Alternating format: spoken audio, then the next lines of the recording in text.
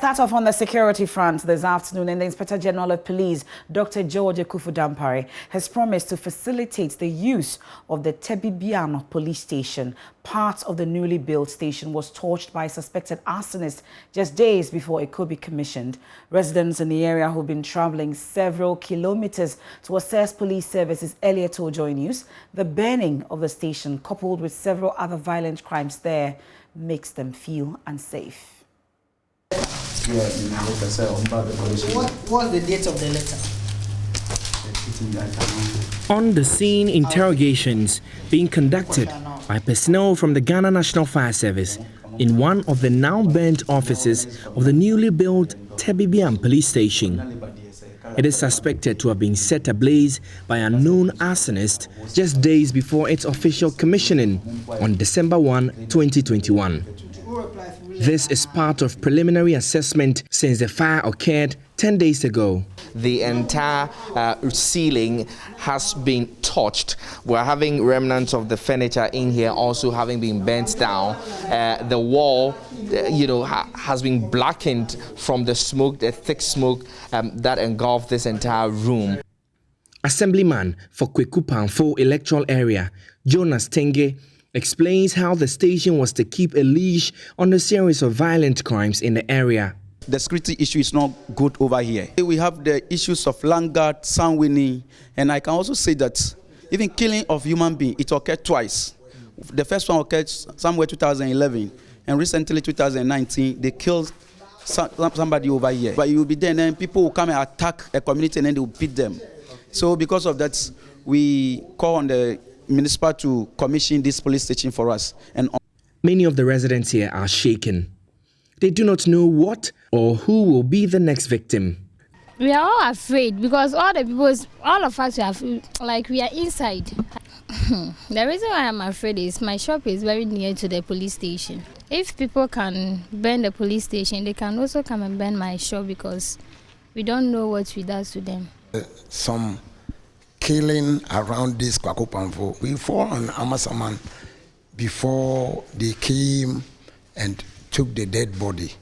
So that was the reason why we thought if the police station, which is our security to benefit, and even it means some people don't want the police station to come on. It means we are in danger. While they call for speedy investigations into the case, they want the Municipal Assembly to expedite measures towards operationalizing the station. Yeah, I want the authorities to turn their attention quickly for the repair of the police station. And when anything happens, something happened to you, the only place we can access the police is Ama, Samai, and Sawam, Kaswa, and probably Bojuase. And when something happened to you right now, to even get a vehicle to get to that place is not easy. So for this thing to be open and be used will go a long way to help with the people here. I've also experienced robbery issues and other domestic violence and things like that. Yes, people have been killed here. I witnessed one myself that was dumped just here. There's a garden here. It's a school garden, our school farm. They dumped the person, then a vital part of that person was taken away. So I think all these things call for the police station. So we'll plead with them. They shouldn't look at what has happened and come to our aid and then help the community. Ceiling falling and net to the window peeling off. That's what's left with the most affected room in the suspected case of arson at the police station of Tebibian. After waiting for close to a decade for this police station to be completed, they would have to endure a bit more until investigations are completed and a refurbishment undertaken. Reporting for JoyNews, my name is Manuel Cranting. You hear there some residents at Tebibian calling for the immediate operationalization of that station. Well, this afternoon, the IGP has visited the area, assuring residents he will facilitate the refurbishment and commissioning of that station. Manuel Cranting a member of the security desk, has been with the IGP all day and has returned to us in the studio, joins us this afternoon. Manuel, let's talk about the IGP's trip today and what exactly transpired. Of course, we know that that particular incident at Temibian Police Station happened on 27th of November, about 11 or 12 days ago. The IGP heard of it, and so he's been visiting and he's been assuring them that he is going to facilitate, you know, the smooth and, if you like, immediate operationalization of the station. He, in fact, in the conversation with the assemblyman and then the chief of the area, committed to actually providing some funds to support the municipal assembly, the Gasalt Municipal Assembly, in making sure that the station, which, as you heard in that report, has become, you know, a priority for the residents there because of the series of, you know, attacks and so on that they have been facing there. And so he's making sure that this happens, and he gives a timeline to it. He says that in the next 3 weeks, we are going to see the operationalization of that particular police station. The assembly member for the area who the IGP spoke to in private, Jonas Tengi, has been speaking to us. I think we're going to listen to him. No, he didn't come on a good note, but it has served the community because he coming here has attracted attention, and the police station has been there for a long time. Since he has come, I think now a timeline has been given out for the assembly to finish everything, and he has also promised to give some amount of money so that they'll finish it on time, and then his business will start working there. I think it's a good news to us, even though he came on a bad news, but the community, I may say that it's benefited us. That we should all put our ears on the ground. Should we hear anybody, even if we smell anything, let us bring the perpetrator or the perpetrators out so that it will serve as what? An scapegoat. So that's for the area. Okay, so earlier in the report you filed when that arson or suspected arson occurred, we saw that there were some investigations being done by the fire service and all. Days down the line, do we know what their preliminary findings revealed? In fact, our sources within the Ghana National Fire Service tell us that they are still putting together their report. And as we were on the ground on Tuesday, we saw them interview some of the you know, primary witnesses in that particular incident. Were told that but for the timely intervention of the youth in the area, perhaps that police station, which is actually yet to be commissioned, would have been burnt down. And so they have, in fact, they've taken a statement of all the witnesses, and they are still processing. And we heard the IGP tell the chiefs and people there that if they hear something, they should say something. Okay. Because as it is for their own good, the police station that's being constructed for them. And so if they get to nose around and hear anything, they shouldn't relent, you know, delay in giving that information to the police. Okay, but you have been interacting with some residents. You've been there since that incident occurred. Why would anybody not want a police station in that area? Did they give you their suspicions? Yes, indeed. What they tell us is that this particular area, the Temibian area, it is within, on the outskirts really of the Gasalt municipality. Okay. Shares a boundary with Adeso when you're going to... so this is not the Temibian we know in the Cheshi area? No. Okay. In fact, the Temibian name, if you like, is a Ga term which used to describe an area within rocks. Okay. So so there's a quarry around this particular area, just as there is in Teshi. There are a couple of other Temibians in the country. So when you have rocks in the area, they actually call them that name. And so this one is in the Gasalt municipality around Adeso, shares a boundary with Amasaman, Ashalaja, and all of those areas. And so they say that in fact there have been times where some unknown people get into the community, attack them, and then just go away. Okay. There have been times when they wake up and they see dead bodies in their gardens with vital human parts taken away, harvested, and so on. And so really, they have that issue. And because it's really a new site that is just developing, there are issues of land guardism in there. And so they actually do not know exactly which of these elements might have caused the arson that they are suspecting. But as it is, there are different threats to their security in there. They might have come from anyone. What we are learning is that the police and by extension the Ghana National Fire Service are following all of these leads to find who actually was behind this. But as it stands now, no arrests. No arrests just yet. Okay, but I know also that as part of the IGP store, that's not the only area that you visited. Which other municipalities were you? Well, all of the visits were within the same municipality because it's actually a huge landmass which spans somewhere from Obum in the outskirts of Kaswa all the way to Adeso, and so it gives you an idea of how vast this piece of land is in terms of the municipality. But he went to Dentre, not Dentre, okay. Dentre, also within the Gasal municipality. So these are two new police stations that have actually been constructed. They were to have been commissioned on 1st December this year, but that couldn't happen obviously because of the situation. And so the IGP visited both of these stations and also an accommodation facility which is being put together for the men and women in uniform within the municipality also right there. So the IGP actually has been charging the engineers in charge to quickly finish up so that they can open the police stations and have accommodation for the officers also. Did you get a foretaste of Dampare? Did he tell you anything? Well, he says that he will talk when he's ready. And so we are waiting for him to talk and we'll see if he talks to us. Okay, well, at least you got to tour with him today. So and that's when he talks, he's going to talk here. You can be sure. Of course. Thank you. That's my colleague Manuel Kranting, a member of the security desk as well, been touring 10 BBN today. We'll move on to some other stories now. Beginning next year, the Office of the Special Prosecutor will prosecute 31 cases pending before it. Kisie Jabing, who announced this, said the cases have gone through the necessary vetting as well as scrutiny. Although he will not give details of the cases going to court, he indicates that the office is ready to live up to expectations. He's been addressing a news conference today.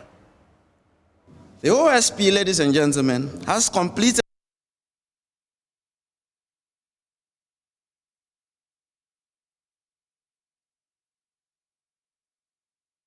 The OSP, ladies and gentlemen, has completed.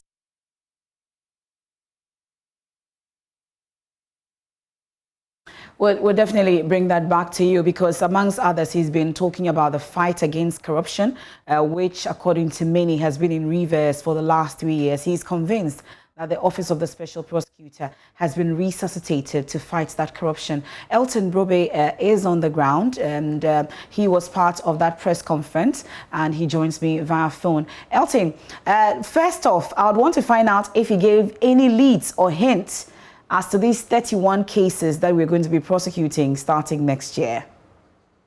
No, not you. Elton, you have to reposition yourself. I'm dying to hear what the leads are, but the telephone line is not allowing. If you could reposition yourself and take that again. Hello, Elton. Okay, now. Much better. Please. Yeah, so I was talking about the fact that he will not go into detail to tell us the nature of these cases, except to say that he is ready to go to court because these cases have been investigated and they are convinced that they stand a better chance of getting prosecution in their favor.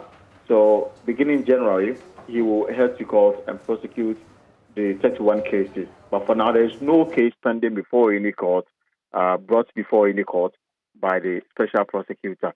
So we'll have to wait and hear what in the coming days, who will be put before court. Because for him, if he should mention names and then they go to court and they don't get the required prosecution, they may have damaged the reputation of that individual in question. So they rather go to court and then put their case before a judge. Okay. Well, I was asking if he explains why, since he took office, because the previous prosecutor we know had some cases pending. Did he explain why they haven't been able to conclusively prosecute any case? Well, for him, the fight against corruption was in a reverse in the last 3 years.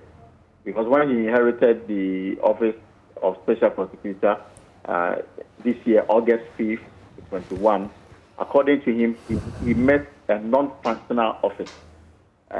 No staff on duty, no set plan in motion to deal with cases pending before it. In fact, it says the only case that was in court, put there by the special prosecutor, was the one involving the state versus Mahama Yariga, the member of parliament for Central, which he subsequently went to court and had the court cancelled that case because it lacked the merit for any serious prosecution.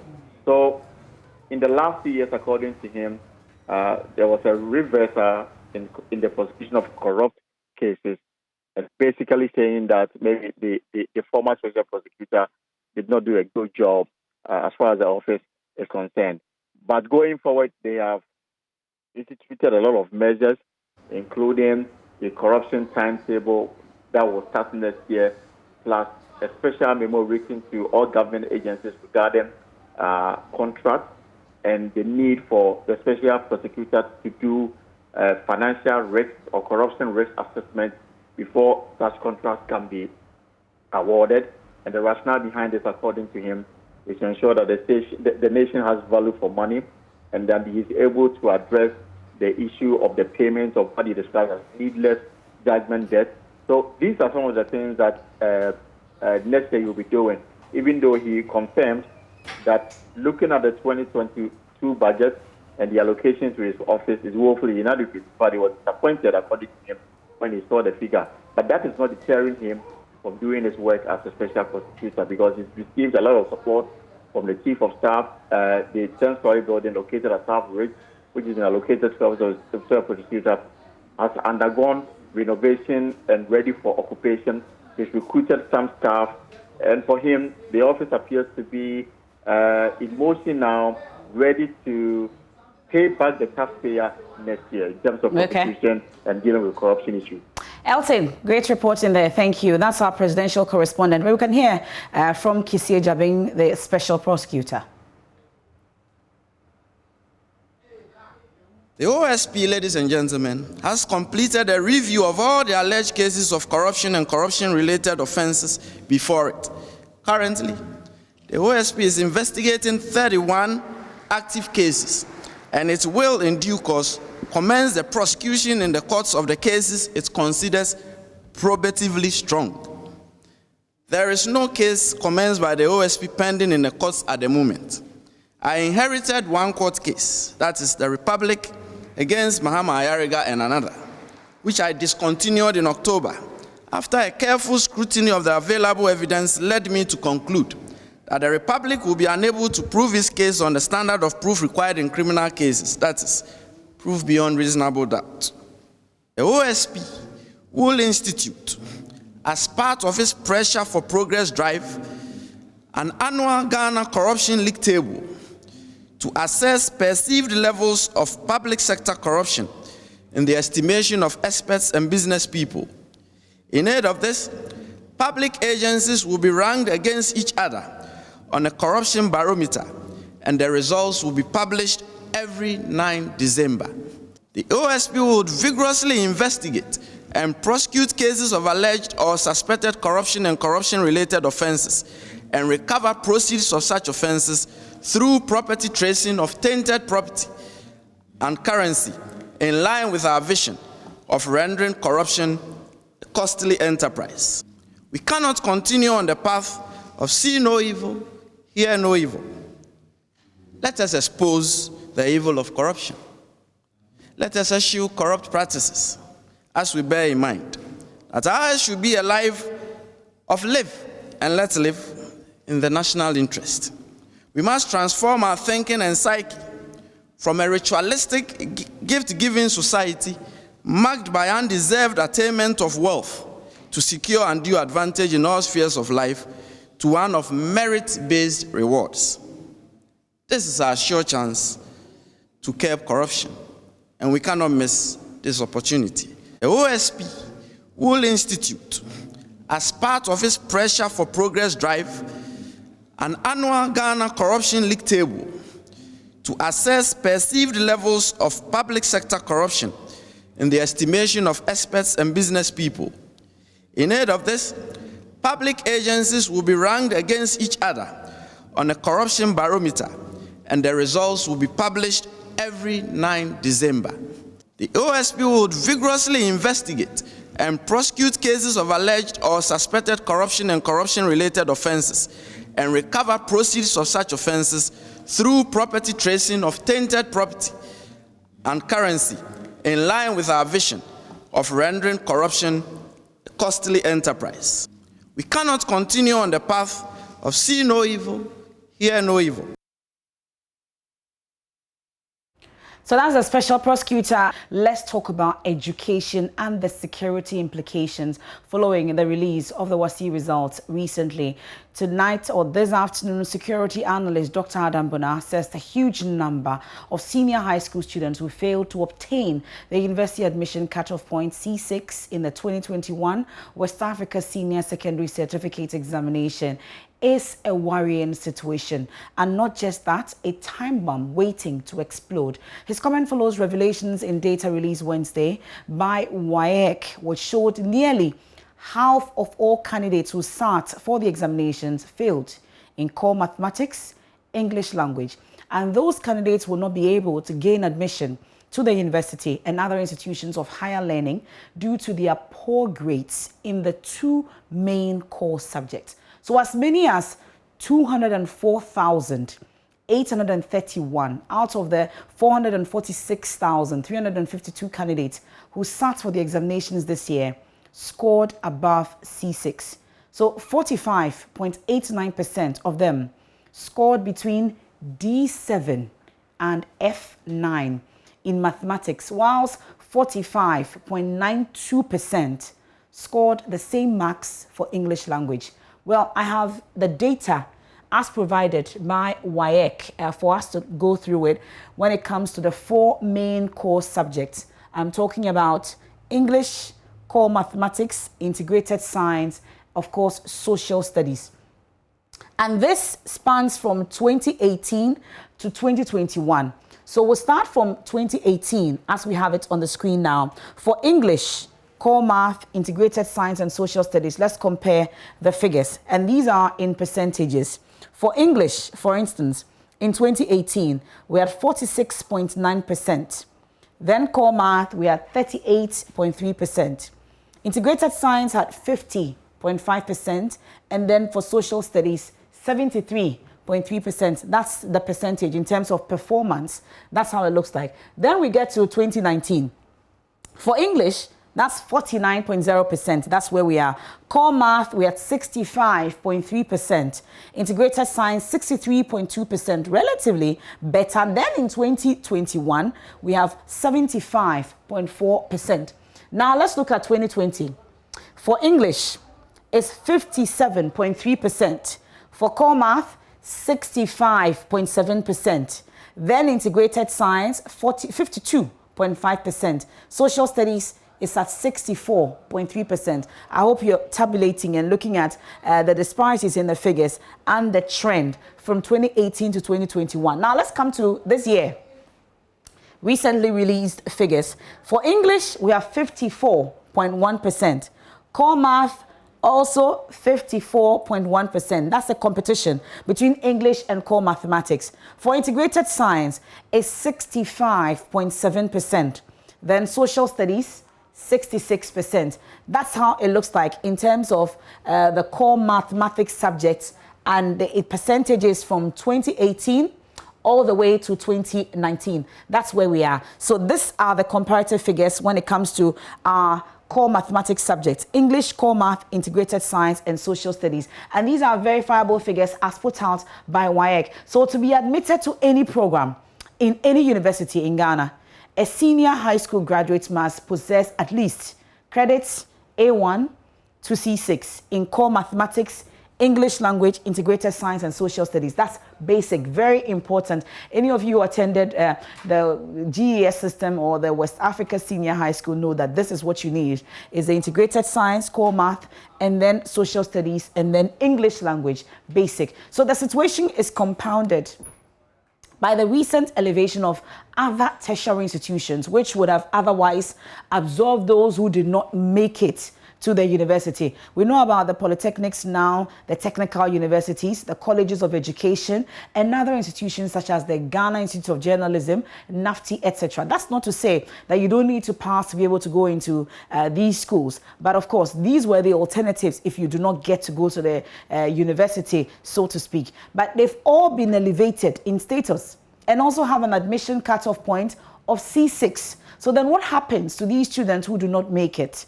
Security analyst Adam Bona describes the situation as a time bomb waiting to explode and called for something urgent to happen.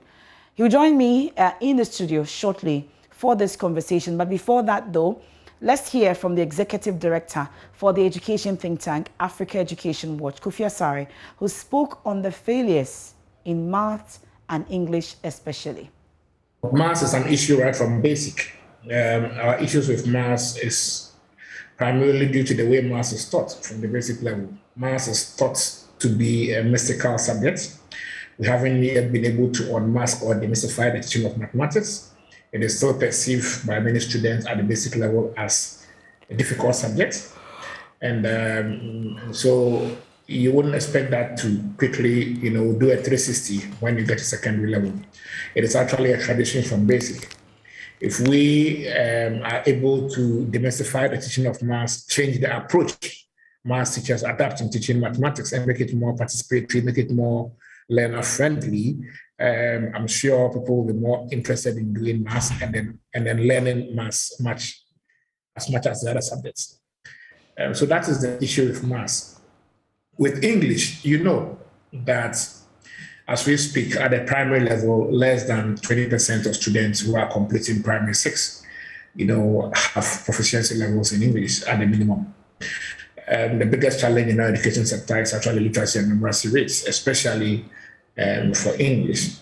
So I would say that the pass rate in WASI English is actually an improvement on what we normally observe during the national or piloted standardized tests at the basic level. But we have a lot of work to do in enhancing literacy. Government has rolled out some quality interventions in the area of teaching and learning English and mathematics with the aim of trying to build foundational skills in maths and English. I'm sure if those interventions are implemented thoroughly, we should see more enthusiasm and more interest and also quality learning outcomes coming out of maths and English at the secondary level in the near future.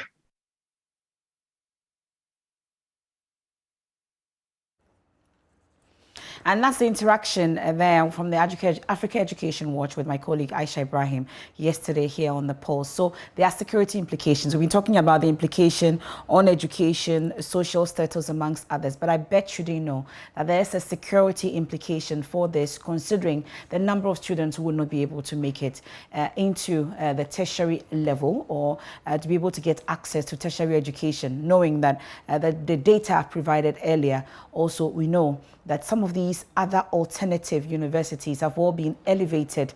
And so if you don't have a cutoff, they have a cutoff point of C6. So if you do not get it, what will happen to the over 200,000 students who will not be able to make it? I've been joined in the studio by Dr. Adam Bona. He's a security analyst. We're grateful for your time here on the Pulse. And congratulations on your new status. Thank you. Okay. It was a struggle. Yeah. Yes. But it paid off. Yes, yes. Maybe you have to show us the way as well. I will. And I was asking earlier about the secrets in the good looks. You refusing to grow. Well, I think a lot of exercise and trying to eat well. Okay. You're not eating too much of the junk. That's a challenge. We'll see. We'll see how we'll keep and sleeping well and working hard. The sleeping well part. That is fine. Let's talk about security, because as key members of the security desk here at JoyNews, we're very interested knowing that these number of people will be churned out and they will not have access to tertiary education. What happens to them? What's the security implication of this? Oh, the security implication, very dire. I'm sure those who probably came up with the cutoff points, where you get between C1 or A1 to C6, they didn't probably envisage we'll get to a point where majority of the young people, or they didn't also envisage where we'll get to a point where there will be free senior high school. That way, those who probably would have gone into most of these TVET institutions. Everybody is, streaming past and trying to enter the regular senior high school. And so, for me, if you go into our prisons facilities, the statistics at the prisons will tell you that we have more young people in these prisons than we, ever have had in the history of this country. More young people. If you check with the prison service, you have children, literally, teenagers between, 17, 18 to 25. Majority of these people are languishing in jail. Why? Because then if you have a situation where about almost 50% of your graduates from these secondary schools cannot, proceed to either get employed or further their education, then chances are that they would have to engage themselves in other social vices, criminality, selling drugs, other vices that will send them to prison. And we are likely going to be seeing irregular migration. If you look at those who go through the Sahel, who go through the desert, go through Libya, go through to, Italy and are crossing, these are literally young people between this age bracket we are talking about. And so it is dire. I would have wished that someone would have thought of this and find, space for these young people. What are they going to be doing? Did they not find space? Someone thought about it, found space, and expanded education at the level of SHS. Is it that you're saying they should have thought about expanding it at the tertiary level as well? But at this point, that's the defense for that is that we've expanded it, given them access to education at the secondary level. So if you fail, how then do you blame the states again for your own failure? Well, you blame the states because even with those who have passed, ask any student most of the students who have gotten the A1, A1 to C6, and they will tell you that getting into the regular university is difficult. So somebody really didn't think about it. Meanwhile, if you go into certain sectors like construction, masons, those who are fixing, the acoustics, those who are fixing, tiles and all that, they make a lot of money. But you see, go into our secondary schools or go into construction sites and you would be surprised to realize that most of the artisans there are coming from neighboring countries because we have not trained and educated our young people to realize that usually these white-collar jobs, you go to a secondary school, you go to the university, they don't pay as much as, being handy and doing handy jobs. It's not because those coming from neighboring countries are more reliable, like you've heard people No, it has to do with training. Okay. How much investment have we put into TVET education? And so you have almost 50% of these young people who some of them unfortunately would end up becoming criminals, some of them, becoming prostitutes, some of them, taking the long journey of, migrating to Italy through the desert, and some of them becoming destitute. This is the reality. And so mine is that the Minister of Labor, the Minister of National Security, this should be a call, a cause for concern for the leadership of this country. Because if out of how many, let's say 200 and something, 50% of them cannot move on because of some technicalities you put in their way. For me, I wouldn't say I didn't like mathematics, but I had to manage to get credit to be able to move on to do my A-levels and all that. But you see, it's you're measuring somebody's ability to do well shouldn't be, premised on, mathematics and English. But that is what is going on. So as far as I'm concerned, the security challenges. So between now and the time the next batch of senior secondary school students write their exams, we should be thinking about how do we fix these people? Are we going to be giving them some incentives? Are we going to be retraining them? Because, excuse me to say, I think the senior high school is 3 years. They've spent 3 years. If these people have gone to learn some electricals, you know how they would have helped develop this country.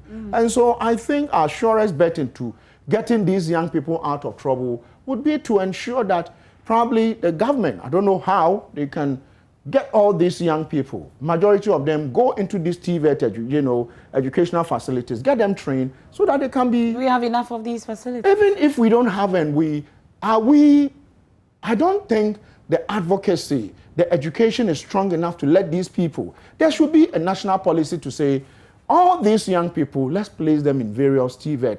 If we are not able to place all of them, well, I think there are these e-blocks they can convert into, what do you call it, TVET, educational facilities. But at the moment, what is staring at us and where we find ourselves in the sub-region, where you have terrorism, extremists and radicalism and all that, and you can see just this issue about e-levy, people are already done. It's just the smallest trigger.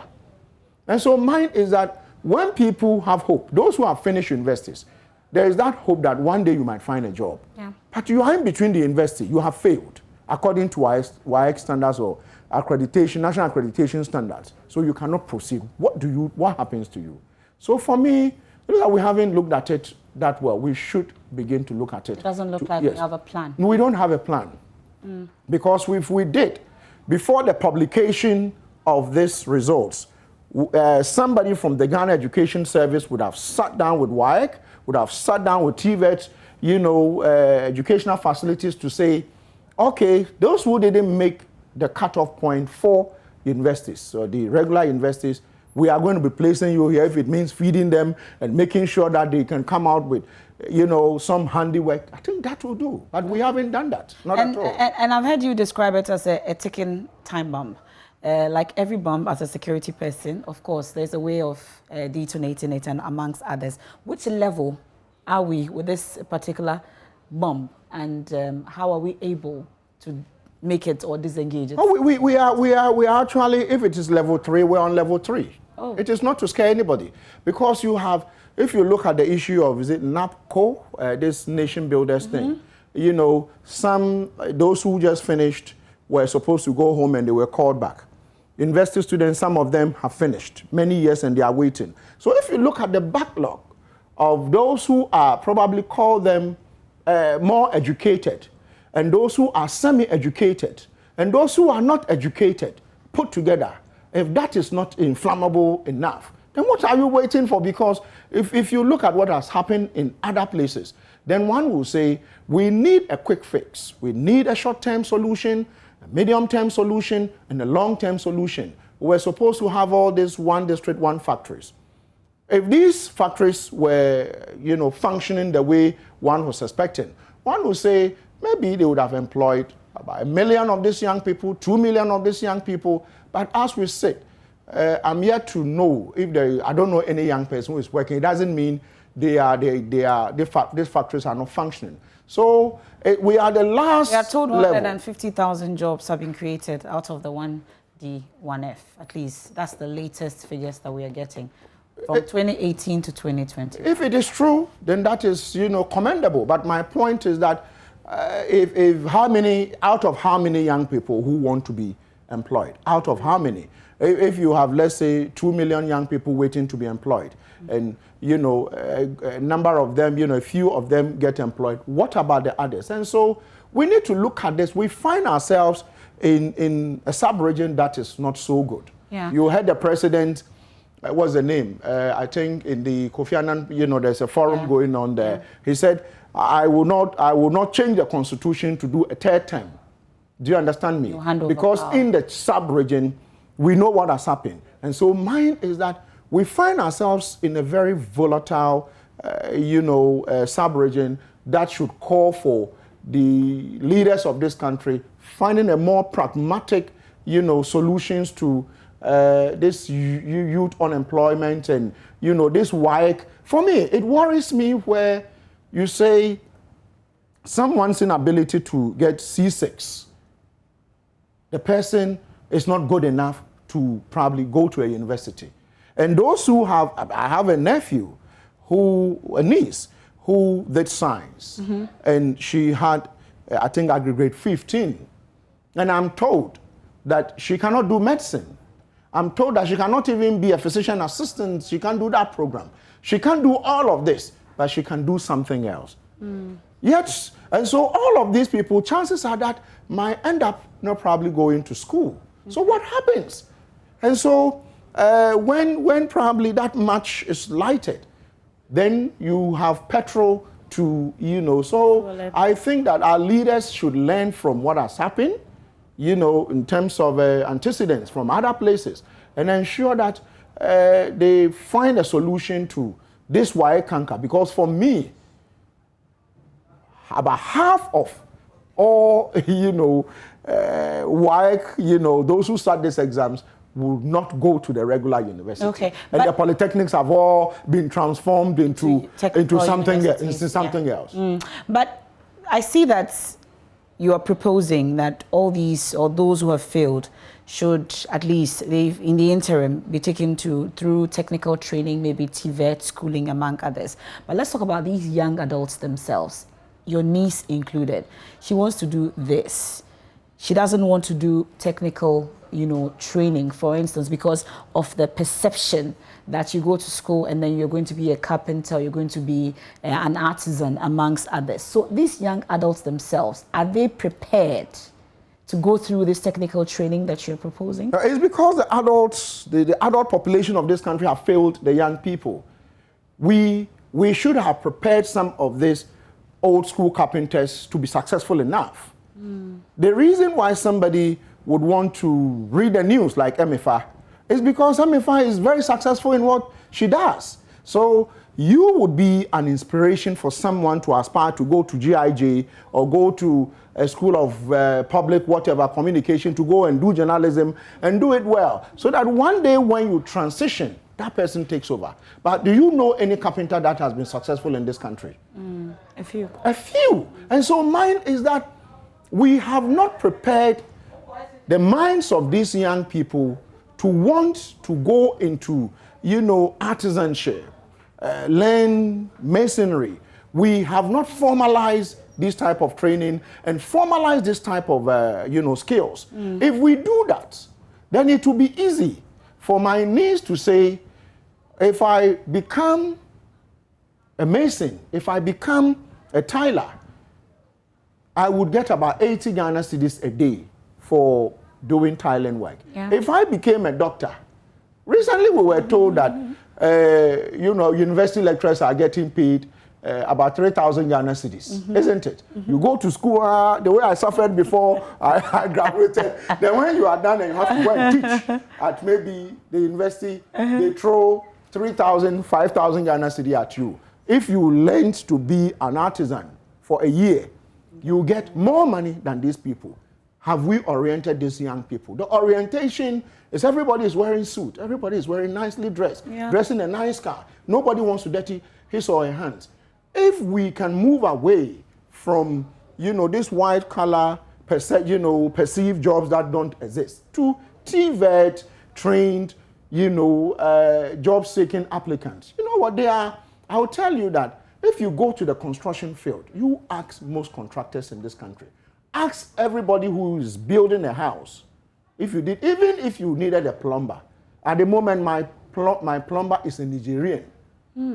My plumber is a Nigerian.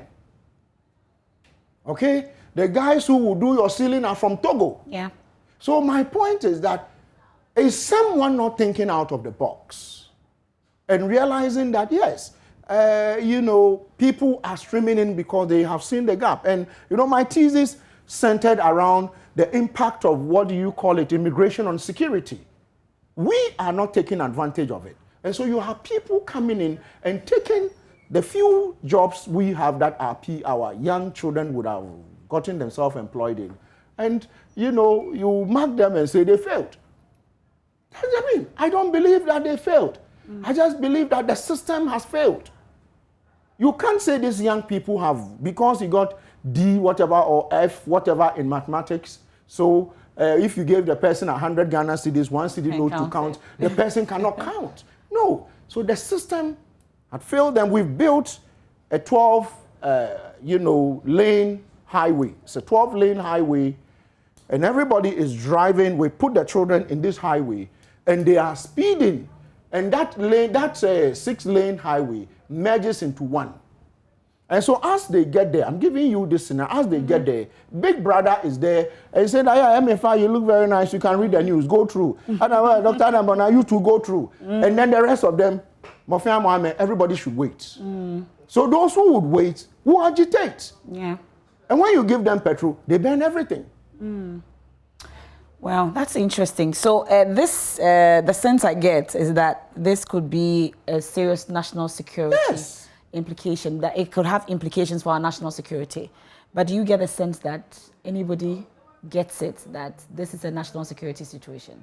Well, I want to think so. I want to think so that someone who is reading in between the lines, Honorable Kandapa, the Labour Minister, and all those who are in charge, even the President himself, who run this country, are going to ensure that they begin to, the Minister of Education, who seem to be also trying to do a lot more in the area of education, would call the attention of these TVET institutions and say, how can we get all these young people who you are claiming they failed into these institutions? Let's give them 1 year. For me, it's a stopgap measure.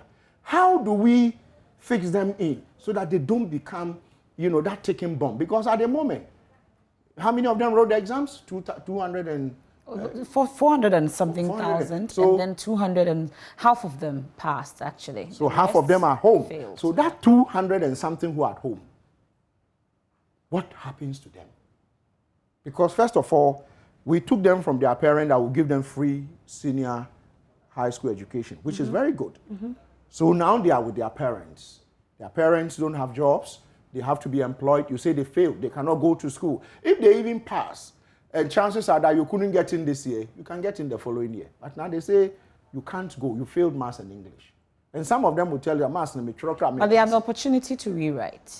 Well, if you say you have the opportunity, how many of them would, you were in school, you couldn't pass the exams. So yes, the opportunity is there. I wouldn't say they shouldn't. But mine is that whilst we create opportunity for them to rewrite. That will not be the solution. The solution will not be, I just told you earlier on that those who have had C6 in Maths and English, most of them would also be home. Go to University of Ghana, how many students can they take? Have we seen any remarkable improvement at University of Ghana, KN? These are the big universities. So have we seen any remarkable in terms of infrastructure? No. Go to the polytechnics. It was just change the names and, we didn't add. So mine is that, yes, we have done something, but we need to sit. Are we even talking to the young people? It's a question I've been asking. Are we talking to the young people? And who is talking to them? Who is talking to the young people? Nobody seems to be talking to them. All we are doing is imposition, superimposition. We want you to do this. Instead of engaging them. Isn't that our culture? Well, I think we should move away from that culture. Now the young people who are children and daughters, sons, they seem to know more than we do. True. And we are not engaging them on the things they already know. You see, we are not engaging them, but they know everything. But there are those who would say that the opportunities or the other options that you're proposing, including the TVET, for those who have failed, is more like an encouragement for those in school to also not learn, because once they fail, there will be a Dr. Adambona to advocate for them or to be giving other opportunities or options. What would you say to those? What about those who did well? They learned and they've passed. But you cannot go on. University education is not free, isn't it? It is not free.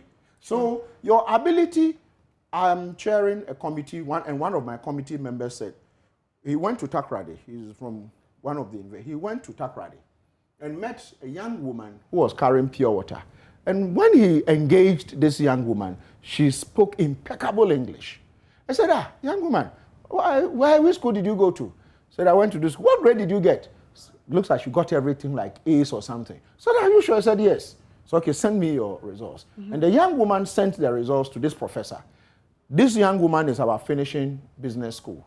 There are several of them in this country who passed, but there was no avenue to continue. Do you understand me? Yes. And so mine is that, yes, we have that block who have also passed, and they can move on because we haven't motivated them enough to move on. I mean, I say TVET is a money-making machine. TVET is a money-making machine. If your under your wash hand basin or your sink, you have had a broken pipe, and you call the plumber, and he came and he just has to fix the thing. He looks at it and he tells you, I'm going to charge you this amount, and you are thinking, oh, this thing. I'm sure you are. Yes. But yet you can't do it. Yeah. You have to pay maybe 40, 50 cedis for him to go. It's a money-making machine if we can reorient these young people. Instead of leaving them, because it looks like the way we are going, if we are not very careful and things get out of hand, it will be very difficult to, try to put it together. And so as far as I'm concerned, it's a ticking bomb, and that bomb is at the last leg, because you can see the state of hopelessness for these young people. Some are calling, I've had this grade, I don't even know whether I'm going to be admitted. Those who have failed, as for them, they are not talking. And you see, when you are engaging people who are not talking, everything is in their head. Everything is in their head. So I think our authorities should begin to revise their notes and not think that the average Ghanaian, as we say, is laid back.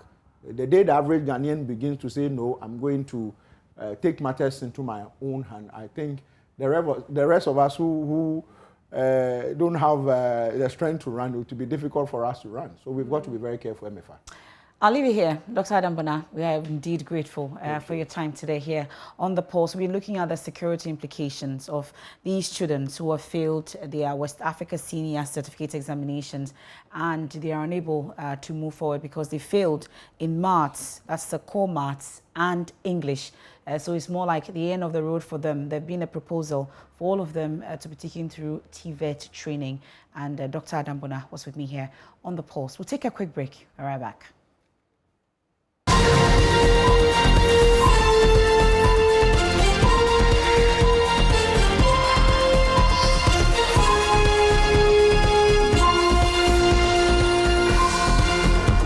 Welcome back, and many thanks for your company here on The Pulse. It does happen all the time here on TV. But just before we went on the break, we've been talking about our West Africa Senior Certificate examination, and this has become topical also in Parliament.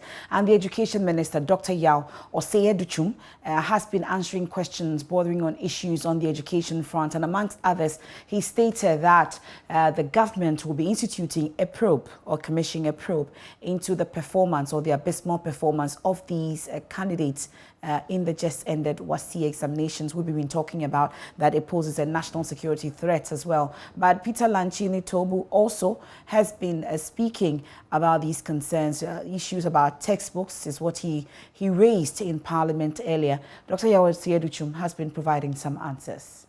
Actually, the average is 60%, 60%. Certain subject areas went up, others were dipped. But when you put it on average, it's still 60%.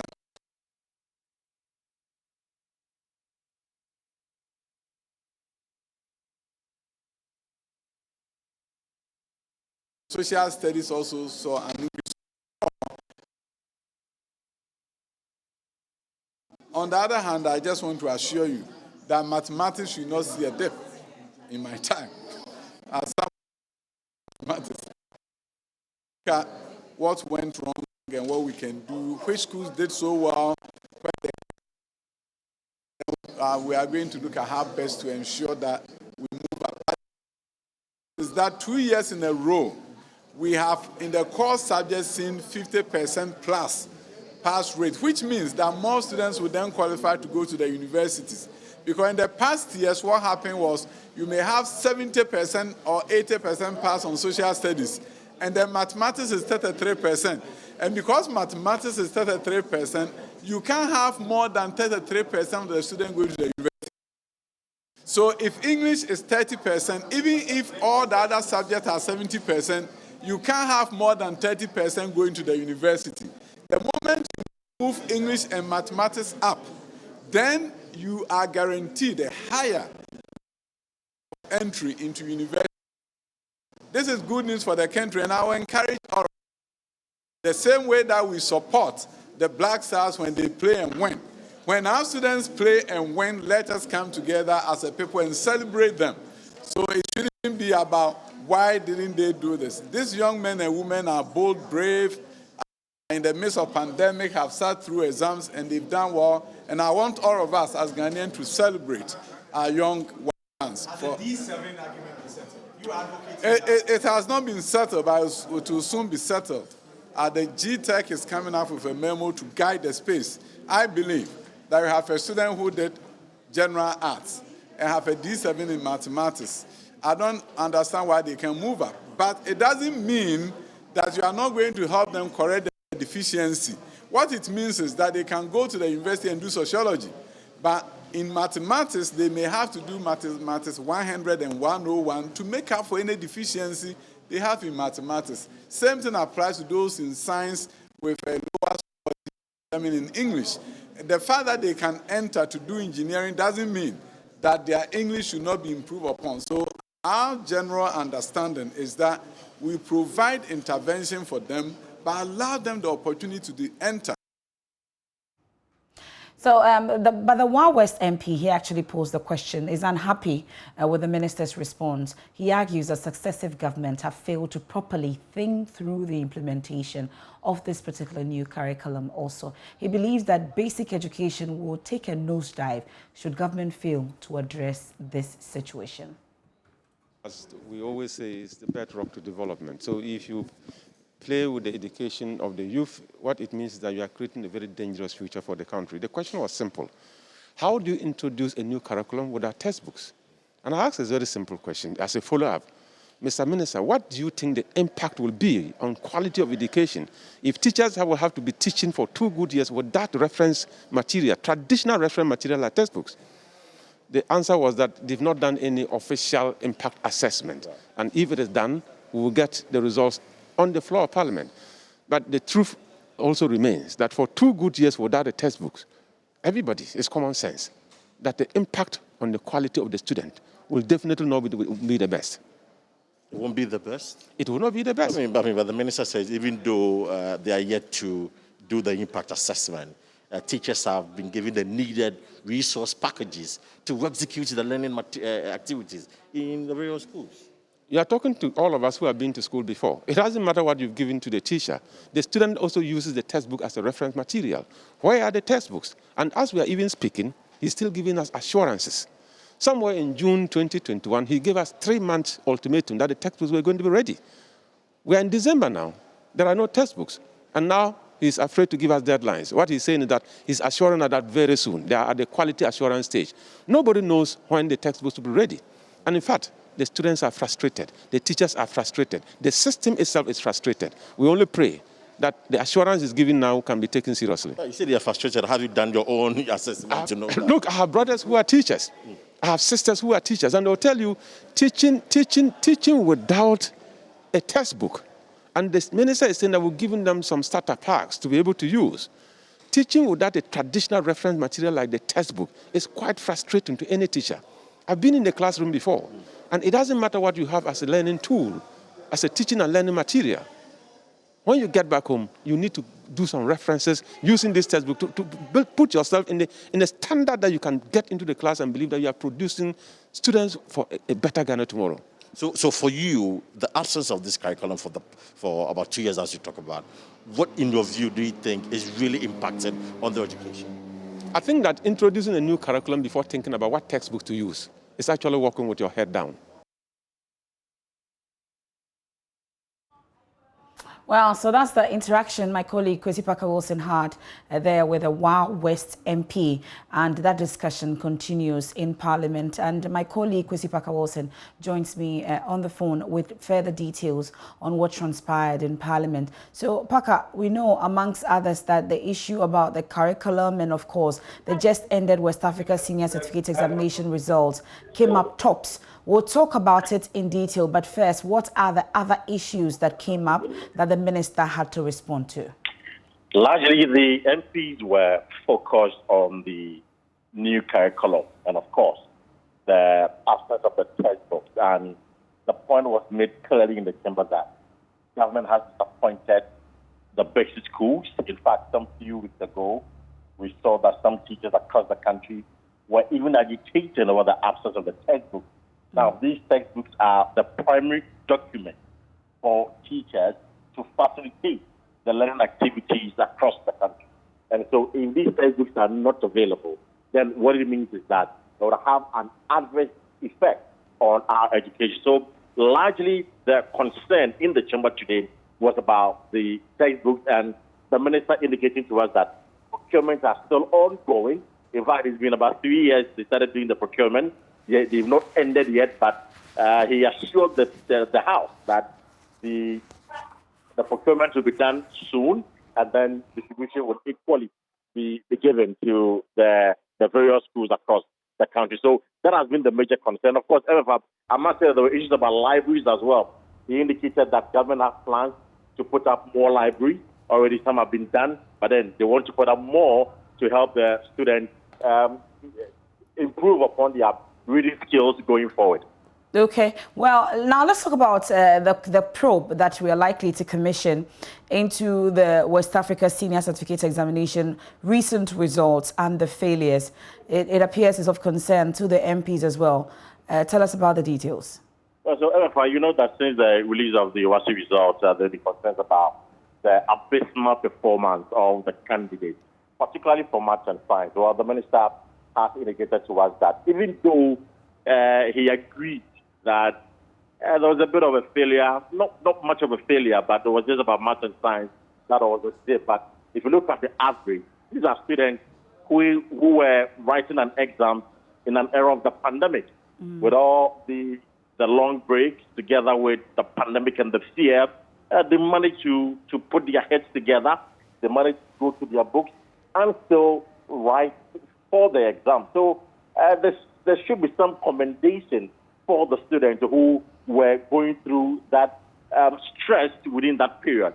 However, he admits that for math and science, they are critical subjects that should not be a failure for any of the students. And so for him, the government will look into it, why some students failed, why others passed, and ensure that there is some level of equality and equity among all the schools. So the minister himself has assured the House, and of course journalists here, when he held the press conference, that in the coming days there will be a probe into the performance of the WASSCE student. Now, this probe especially would look at the pros and cons and also improve upon subsequent examination going forward. Okay, so one other topical issue on the education front is the one teacher, one laptop policy and the concerns that have been raised by these teachers. Did that even come up at all? I'm sure in your interaction. It didn't come up at all. In fact, what came up was the 1.5 billion Ghana City Get Fund is drawing, and this question was actually in the name of the Member of Parliament for Adaklu, Kwame Agoja, and thankfully he was just passing by. I've just gotten him. Let me just, Honorable, you asked the question. First of all, why the need for this question? Yeah, well, you know that education infrastructure has been a very big issue in the country. Right. And a lot of projects were awarded in the past for which contractors ought to be paid.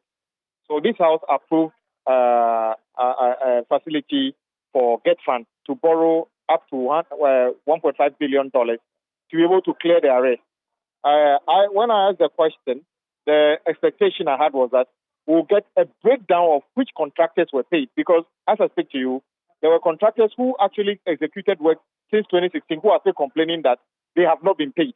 If you see the answer the minister provided, he basically said that about 800 million Ghana cedi was spent to pay for old projects, and about 1 billion Ghana cedi was spent to buy vehicles and new projects.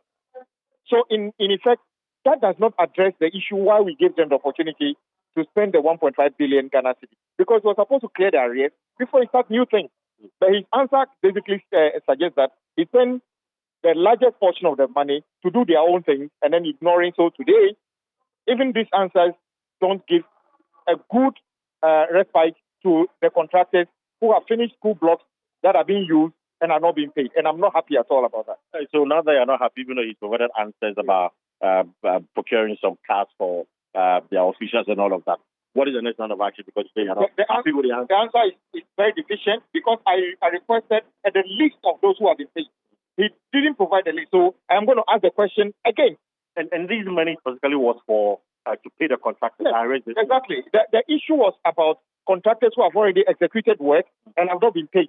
So if we give you the opportunity to raise the money and you went ahead to actually use the money to do new things and ignore the people for which we've raised the money, that is actually in breach of what we have given you the opportunity to raise the money. I see. So you're going to call the minister back before the House to re-answer the question? Exactly. And get to provide details.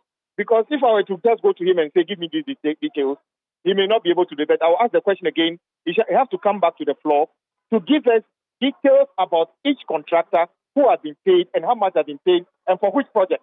That is the only way that we can identify whether indeed the contractors he claimed have been paid. Because I know for sure there are many contractors who are still complaining about not being paid for work completed and in use by government. All right, with that, thank you very much. And so, MF, that's the Member of Parliament for Agaklo there, who is clearly unsatisfied with the answers provided by the minister with regards to some 1.5 billion approved by Parliament to pay contractors who executed their fund projects. Happened in Parliament as the House prepares to break for Christmas. We know there are issues about the budget and approval of appropriations, amongst others. Did that even happen? What are the other things happening in Parliament? Well, I must say that we do not have a lot of the members in the chamber today. Sorry. And I must say that if any member had raised the issue of quorum, I'm sure Parliament have been forced to adjourn sitting or perhaps suspend sitting for some time to allow the MPs get into the chamber to continue with the business of the day. Now, this is so because most of the MPs are at the committee level considering the budget estimate. And in fact, we are told that hopefully by next week, Monday, they should be able to complete the report. Of course, the clerk on the committee would have to put a report together and on Tuesday submit it to the floor of the House. So even on Saturday and on Sunday, some of the committees will still be sitting to consider the budget estimate. What I can tell you is that the Finance Committee, as I speak to you, is just rounding up. We are told that hopefully by tomorrow, they will round up with the budget estimate and put together their report. So next week, we will receive the report from the Finance Committee with regards to the budget estimate. So in the chamber, it's been about questions and questions, asking the sector ministers to provide answers to some questions that the MPs want to know. There was a concern about boreholes in the Upper West region, where we are told by the minority that it's not sufficient. And of course, we are going to the January where there will be drought within the area. So if there are no provisions for boreholes, it's going to affect farming activity and other economic activities within the area. So the minister came to the House to provide some answers to it, indicating that government is still within the processes of completing some of the boreholes earmarked for some of these areas. So largely in the chamber, the sector ministers have been called before the House to answer questions from the MPs. Okay. And let me just say that just before I went from the chamber, there's this conversation about the fight against corruption. The whole West MP, Emmanuel Bedra, read a statement today indicating that we are marking Anti-Corruption and Transparency Day today. And in his statement, he pointed out that it appears there seems to be a dip in the fight against corruption under the Akufo-Addo administration, and urged the administration to do more towards the fight against corruption. Madam Esla Owusu-Ekofo, being the MP for Abletma West constituency and also a minister, indicated to the House that it is the reason government has put together the digitalization agenda, where they are using the new technology to fight corruption. So it's going to take away the human element from most of the things that we do as a nation, and then that will cut down on corruption. So it is never true that government is not really doing much in the fight against corruption. Okay, that's the parliamentary correspondent Kwesi Parker-Wilson there, taking us through proceedings in Parliament today. But away from Parliament, there are other region issues, and the oil marketing firm GOIL has announced a suspension from the Association of Oil Marketing Companies. That's the Association of Oil Marketing Companies. This was contained in a statement issued by the company. Here's Joy Business, George Wiafe, with further details. GOIL, in the letter to the Association of Oil Marketing Companies, noted that it has taken this action because of how it has been treated. It also describes the action as gross disrespect to the company and subjecting it to public ridicule because of allegations that it has been directed by government to reduce prices at the pumps. The oil marketing firm in the said letter noted that it finds the action of the association as interesting, especially when it has called a board meeting to discuss the issue, but rather decided to issue this letter and leak it to the public.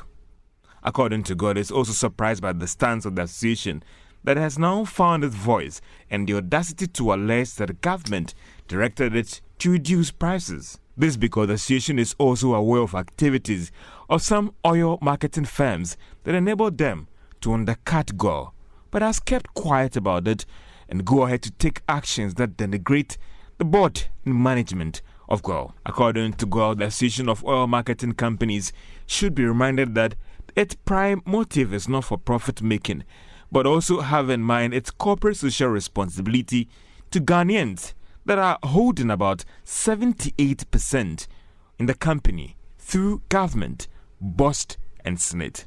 It noted that as an independent company, it can anytime take actions in the interest of its shareholders and consumers.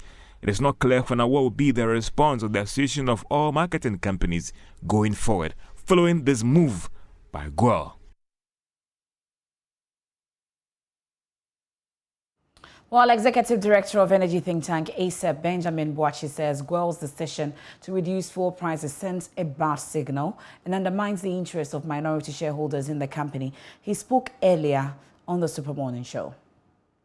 To the extent that they will issue a statement and add many other things that sends bad signal to the market was also worse. Because even though Ghana government owns the company significantly. In fact, SNET, BOST are significant shareholders of the business, and therefore, to a large extent, they are right by saying that Ghanaians own it.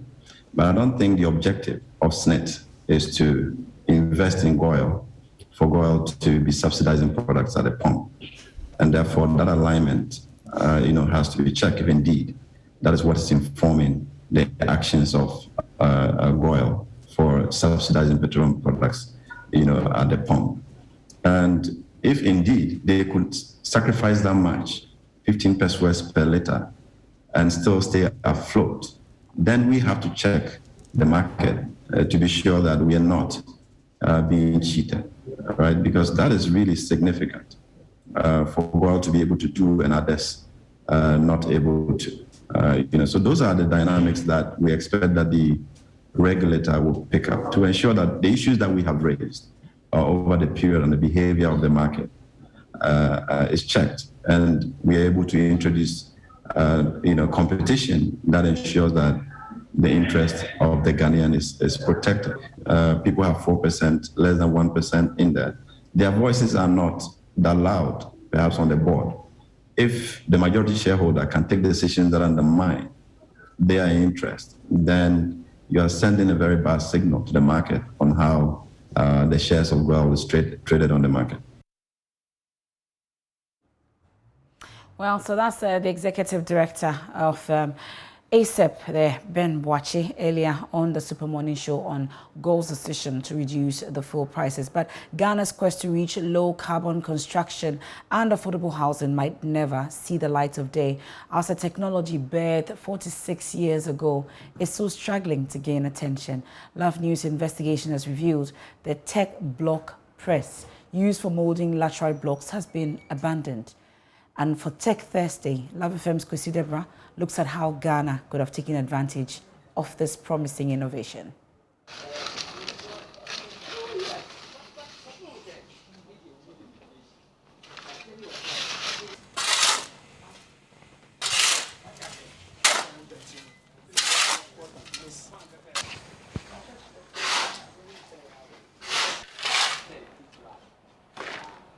So we are now putting the laterite into the machine, the molded machine. And you can see this bucket is our gauge bucket that we use. So when you see this bucket, we are using the purpose for the gauge. Then you add a few laterite with cement. so that you have the machine will be filled to its capacity. My other counterpart is bringing the lever to me for compacting. So you can see I'll hold it like this and press it 3 times, then it's compact. After that, I'll give it to him back. Lift it, then the molded block will be out. So lift it. As you can see, it's coming up. It's coming up. Then you are finished with your molded block. This is the way tech block is molded. This machine is called tech block press, designed at KNUST by the Center for Settlement Studies and the Department of Mechanical Engineering. And as you can see here, we have a copyright to the manual of the tech block, issued by the Ministry of Works and Housing in the year 1975.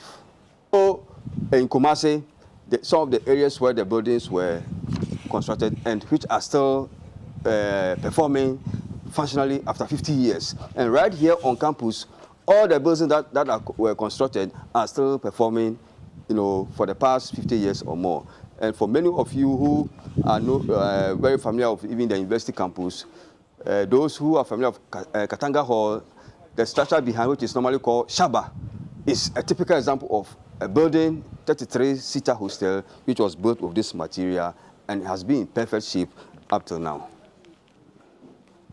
If you look back at the way our forefathers used this material to construct Atakpame and those buildings, there were a lot of problems with the structures, because of the way they built it, and that has more or less sort of created some impression in the minds of people that this is a cheap material. And so when, after a time, the economy was improving and cement-based materials were now more in the system, people tend to look down on the material and saw it as an inferior quality. 1 bag of cement will normally produce about 100 blocks. So per our estimation, 1 block will be costing around 1 cedi 50 pesos to 2 cedis. We are of the feeling that with how far we came with the technology, if there was government policy to direct its use in the country, perhaps we could have solved many of the rural, especially rural issues related to housing, including even the issues about schools under trees, where we could have used this to build very nice pavilion for school children. Now, the failure by the Fire Service Department in the East Mamprusi municipality to respond to a fire outbreak that destroyed a newly completed building yesterday at Gambaga has angered some residents of the town who are threatening a protest against the municipal assembly authorities.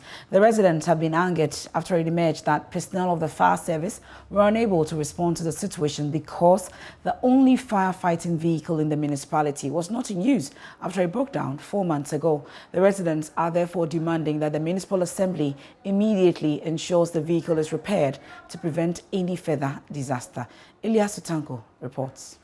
The fire was said to have engulfed this newly constructed building at about 2:15 yesterday in the afternoon. Eyewitnesses then started to call the fire service department to report the incident, but after the calls were unsuccessful, some of the residents went to the department office in the town to find out why the personnel weren't showing up as the fire was spreading. To their utter surprise, according to these residents, the personnel at the department told them they had no vehicle to fight the fire. Alhaji Abbas is one of those who claim to have reported the incident. I was informed about the fire outbreak by a tricycle driver, so I went directly to the office of the fire service to report the incident. Upon arrival, they told me their vehicle had broken down for almost 4 months now, so they are unable to come to our rescue. His brother, Ibn Yahya Idrisu, also confirmed this claim. I was in the office when I had a call from my uncle, who is an elderly brother to the owner of this building, that one of our buildings at site has been raised by fire. So what I did was that to immediately stop what I was doing and then rush up to the municipal command of the Ghana National Fire Service to inform them about the situation. Unfortunately, when I got to their office, I was told they are unable to come to the site to give an emergency response to the situation because their fire tender has broken down for quite some time now.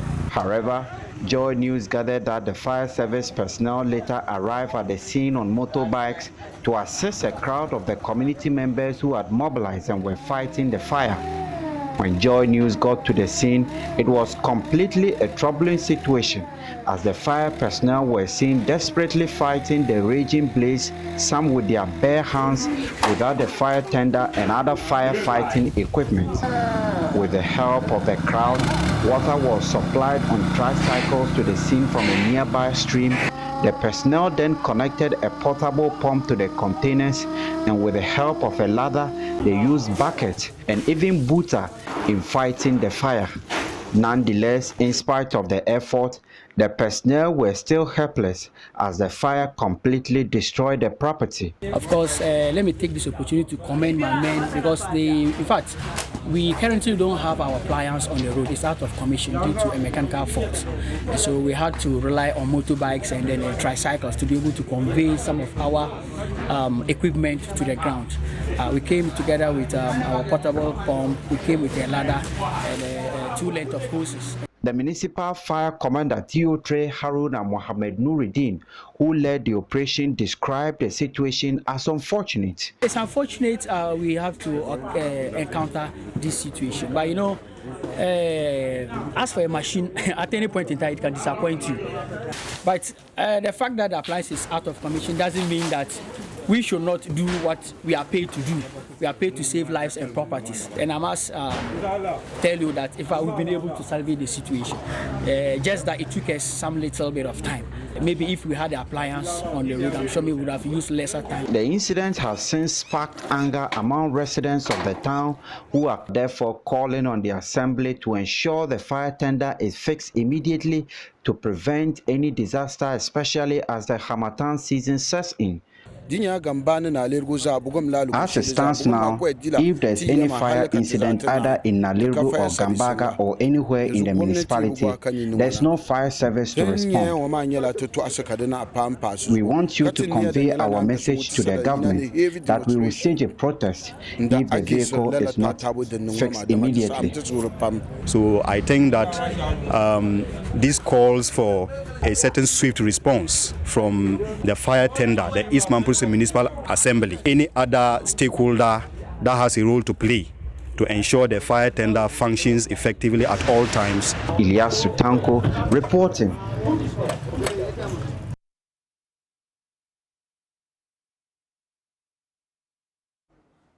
And Christmas is only 16 days away, and I bet you've started singing some carols in your offices as well as in your home. Well, let me bring it to you some Christmas tunes from some of my colleagues here at the Multimedia Group.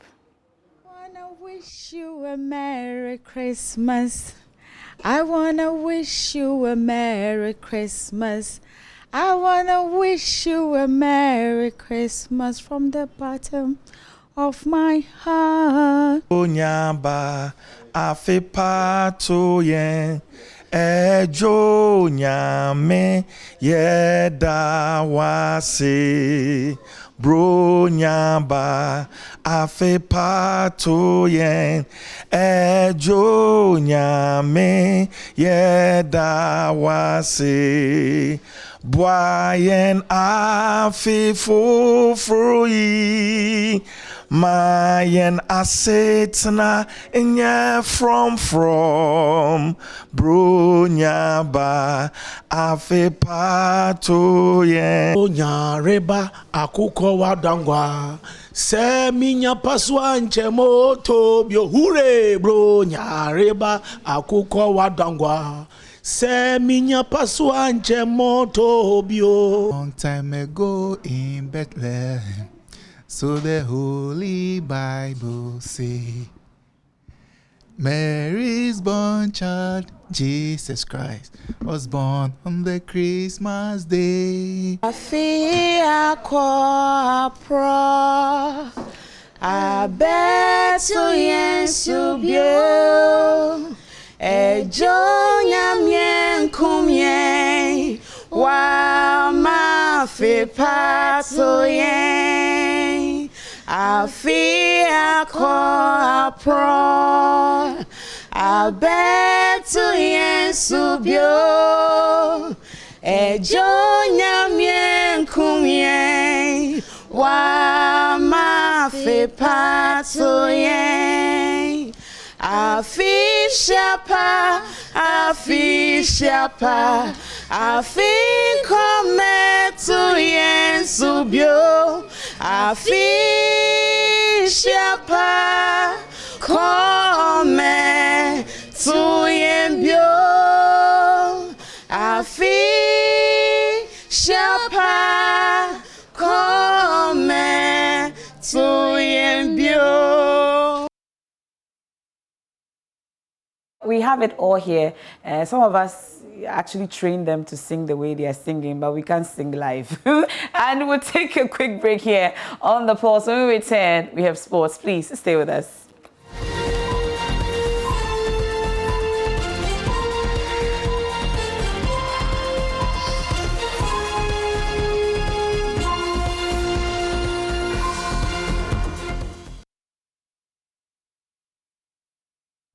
Hello, good evening, and welcome to the sports segment here on Pulse. My name is Ori Kwampo, and for the first time in 17 years, FC Barcelona would be playing in the UEFA Europa League after they failed to beat Bayern and Benfica beat Dynamo Kiev. And so the Spanish team finished third in their group and would be participating in the knockout round of the Europa League next year. It's pretty unfamiliar territory for Barcelona fans. But today, the question we're asking is, can the team manage to somehow claw back lost glory? Joining us via Zoom is Michael Odro, who's a sports journalist and a Barcelona fan. Michael, it's a pleasure to have you. Would you say the Europa League at this moment is maybe the true level of this Barcelona side? Well, it depends on which spectacle you look at it with. If you want to look at the pedigree of Barca, you want to look at the history of Barcelona, then certainly this is not where Barcelona belong. But if you want to be realistic and take a look at how poor the club has been managed the last few years, you take a look at the quality in terms of players, the quality in terms of the technical bench, then I'm not sure Barcelona is any better than the teams that are fighting for places or for honors in the UEFA Europa League. So certainly, to be realistic with you, this season, Barcelona levels, well, even the Europa League, I doubt if they will excel. So this is where the club belongs for now.